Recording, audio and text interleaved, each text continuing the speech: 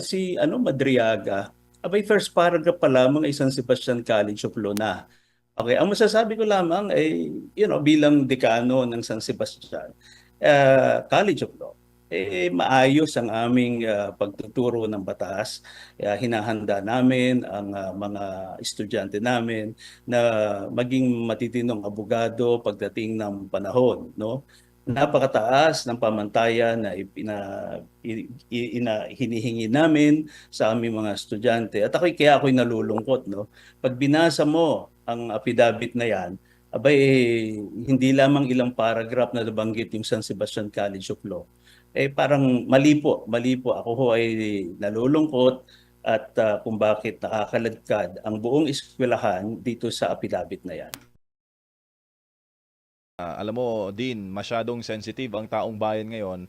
Lalo pa pag napapansin nilang nalilihis yung issue no, sa flood control. Ngayon lang, may mga lumalabas na balita na bukas sasampahan raw ng kaso si Vice President Sara Duterte na lalayo doon sa pagsingil talaga sa totoong issue sa flood control. Yung mga lumustay sa bilyon-bilyong pisong pondo ng bayan ang dapat mapanagot. Attorney, sir. Well, ako naman isang ordinaryong citizen din, ano, at kapareho ng mga iniisip ng nakararami. Ganun din, no? Ganun din. Parang nagiging ano ba, shield lamang yung ating Vice President dito sa mga ganitong usapin. Hindi naman yata tama, no. Maraming ang mga usapin ngayon, may mga ano ba, whistleblower na naman daw na lumalabas, may affidavit na naman na akong nakikita na umiikot sa social media, no, na kung ano-anong sinasabi. Palagay ko parang nalilihis yata, no, inililihis yata yung tunay na usapin. Kasi parang klarong-klaro kung ano ba talaga nangyari doon sa pondo ng bayan at kung saan napunta. 'Di ba? I mean, look, we're talking about ghost projects here, no? Yung sinabi ay merong mga flood control project na 'di ba pati si President BBM din ang nagsabi na 5,500 flood control projects daw ang nagawa.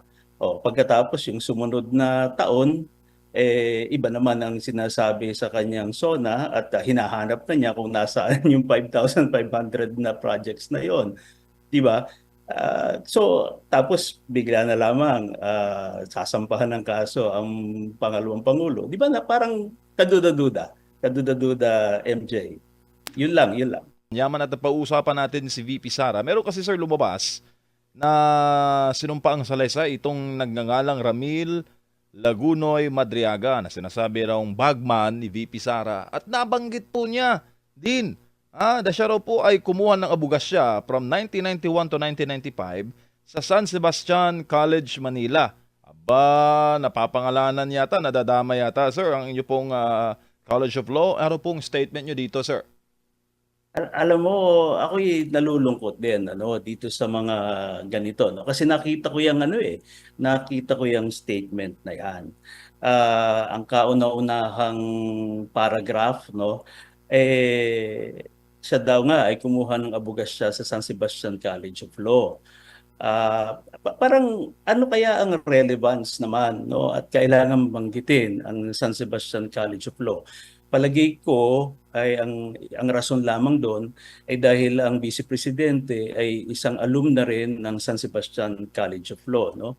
Di po ba parang sa dinami-dami ng mga taong nasasangkot sa mga maanumalyang proyekto na ito, hindi naman dinadawit yung kanilang eskwelahan, di ba? Alam ba natin kung saan graduate ang mga Diskaya o yung mga DPWH engineers? Alam ba natin kung saan nag-aral ng engineering yung mga yan? Binanggit na ba kung saan galing ang mga DPWH officials, di ba? And yet, si Madriaga, abay first paragraph pa lamang ay San Sebastian College of Law na. Okay, ang masasabi ko lamang ay, bilang dekano ng San Sebastian College of Law, maayos ang aming pagtuturo ng batas. Hinahanda namin ang mga estudyante namin na maging matitinong abogado pagdating ng panahon, no? napakataas ng pamantayan na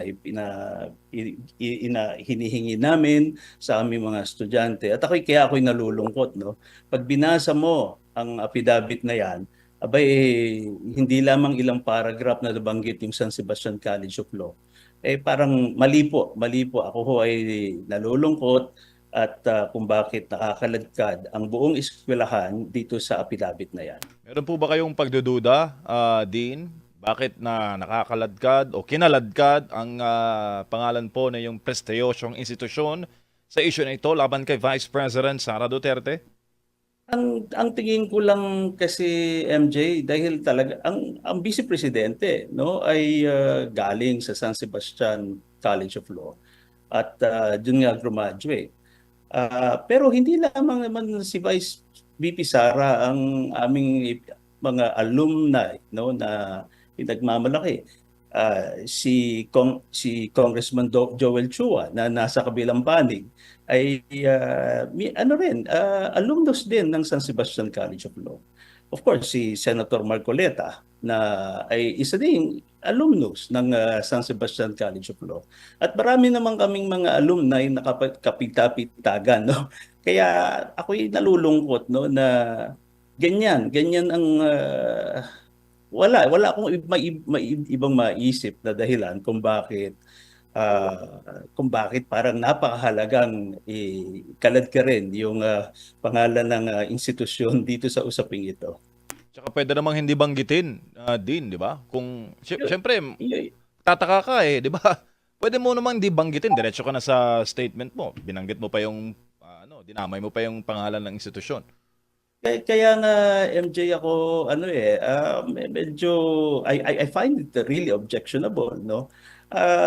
Bakit ba pag halimbawa ba may mga naliligaw ng landas ang ibang eskwelahan sinasabi ba natin na yan ay taga UP College of Law or taga Ateneo or San Beda College of Law, di po ba? Ito maliwanag talaga na parang napakamalisyoso no ng diba? At yan ay pag tiningnan mo yung body, no, ay kung ano-ano pang sinasabi tungkol sa ilang alumni at ilang mga si Madriaga. Abay first paragraph pa lamang ay San Sebastian College of Law na. Okay, ang masasabi ko lamang ay bilang dekano ng San Sebastian College of Law maayos ang aming pagtuturo ng batas. Hinahanda namin ang mga estudyante namin na maging matitinong abogado pagdating ng panahon, no? Napakataas ng pamantayan na hinihingi namin sa aming mga estudyante. At kaya ako'y nalulungkot, no? Pag binasa mo ang affidavit na yan, abay, hindi lamang ilang paragraph na nabanggit yung San Sebastian College of Law. Parang mali po. Ako ho ay nalulungkot at kung bakit nakakaladkad ang buong eskwelahan dito sa affidavit na yan.